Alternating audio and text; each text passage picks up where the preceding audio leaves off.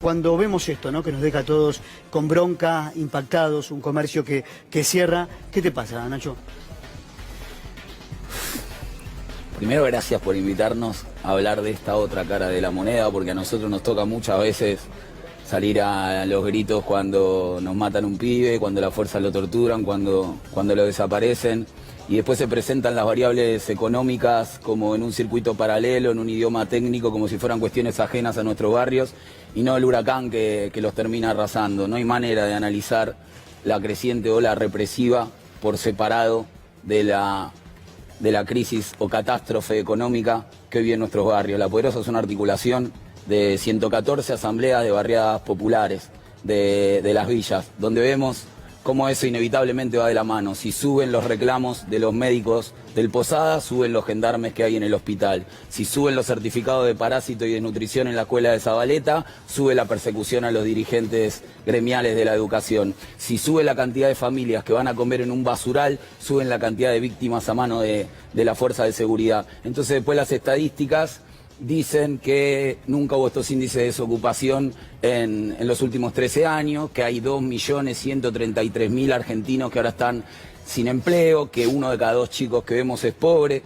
Pero para nosotros las estadísticas son las caras de nuestra vecina, de nuestro vecino, de nuestras compañeras, de nuestros compañeros, que por ejemplo en Barrio Chalé de Santa Fe comen 360 vecinos en un merendero con una ración a porcentaje de 22 pesos por cabeza. Vos podés comer con 22 pesos, nuestro vecino tampoco. Entonces no se toma leche, se vuelve al trueque. En el barrio Los Pumitas de Rosario, la mayoría de los chicos que tienen más de 9 años ya fueron desescolarizados y la mayoría están cartoneando. Muchos de nuestros vecinos en asambleas del NOA tienen que viajar a la Patagonia porque se paga mejor la mano de obra, pero si vivís en el NOA, entonces quedan desmembradas su familia.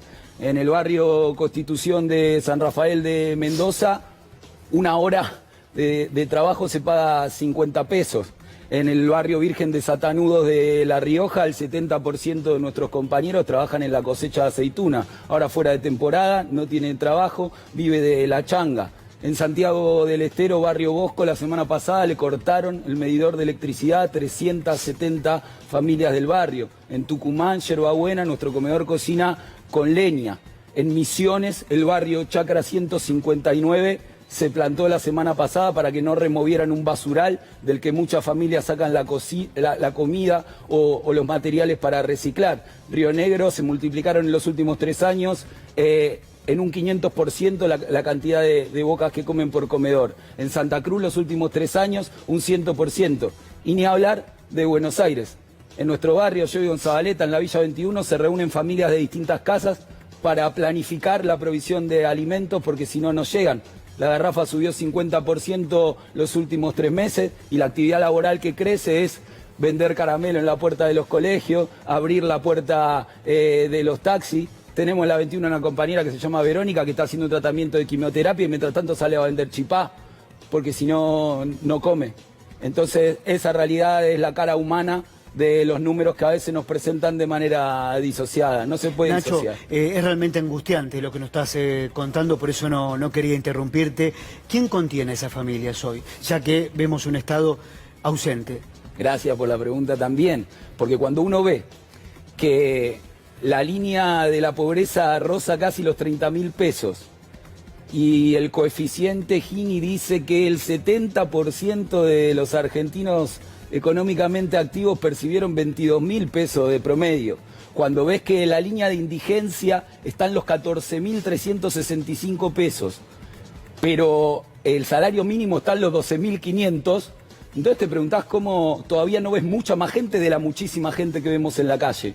Cómo no mueren todavía más argentinos y argentinas en esa indigencia. Y no mueren porque existe una seguridad social informal que crece y que son todas estas vecinas, vecinos, organizaciones populares haciendo malabares para subsistir. Yo tengo un montón de compañeras y compañeros que trabajan gratis en comedores que distribuyen la comida gratis solamente para asegurarse la comida gratis porque saben que se acaba, 70% de espera en todos los comedores. Y la política del Estado para contener, porque no podemos ser los vecinos. Y entonces ahí te encontrás con que el Ministerio de Trabajo desapareció, crece la imagen de Bullrich inversamente proporcional a la evaporación de la imagen de Triaca. Tenés al ministro de Producción diciéndote que si cierra una pyme no importa porque seguro que van a abrir otra. Tenés a la ministra de Seguridad diciéndote que te hagas emprendedor. Entonces lo que crece en realidad es una gestión criminal del desempleo. Como no tienen políticas de empleo, entonces aplican políticas de persecución a las consecuencias del desempleo. ¿Qué quiere decir eso? Lo que vemos todos los días pasa con los artesanos, con los vendedores ambulantes, con los músicos callejeros y en particular con todas aquellas y aquellos que en la pobreza no tienen un DNI argentino. Porque hay una resolución de la Fiscalía General de la Ciudad de este año que de frente a la intimación de cualquier hecho delictivo, el primer acto de defensa que tiene un ciudadano, no cuando ya está la condena, le ofrece a una persona que salió a robar una mandarina la posibilidad de que esa causa sea archivada, una causa que hubiera sido archivada en cualquier otro momento por no ser ni considerada delito, a cambio de que se regrese para su país. Entonces hay una extradición de hecho y una persecución como la que vimos en San Miguel del Monte, que no empieza cuando se suben esos policías a esos patrulleros. Una persecución que empieza con el intento de legalización del gatillo fácil de la resolución 956 que discutimos, con el abrazo a la cultura de según la Correpi, un caso de gatillo fácil por día en la Argentina. Cada 21 horas. ¿Qué te encontrás vos cuando recorres esos barrios? ¿Qué tipo de familias conversás con ellas? ¿Qué te dicen? Son barrios obreros, nuestras barriadas populares son familias de trabajo. El sentido común de muchos desinformados históricamente por los medios hegemónicos suele decir que a veces los pibes de nuestro barrio no tuvieron cultura del trabajo y entonces por eso pasan a estar entre la gente que no se necesita, ¿no? Porque esa es la línea que ellos parten, la gente que se necesita. Nosotras y nosotros partimos de otra idea, que es que toda la gente se necesita, y no se necesita por altruismo, por caridad, por misericordia. Se necesita porque esas compañeras y esos compañeros tienen conocimientos con los pies en el barro que otros que estudiaron durante décadas en jaula de paredes y libros nunca van a conocer. Hay que poder entender cómo se construye la dignidad de esas compañeras, de esos compañeros. Nosotros a uno de nuestros mejores compañeros lo tenemos preso por sobredosis de cultura del trabajo.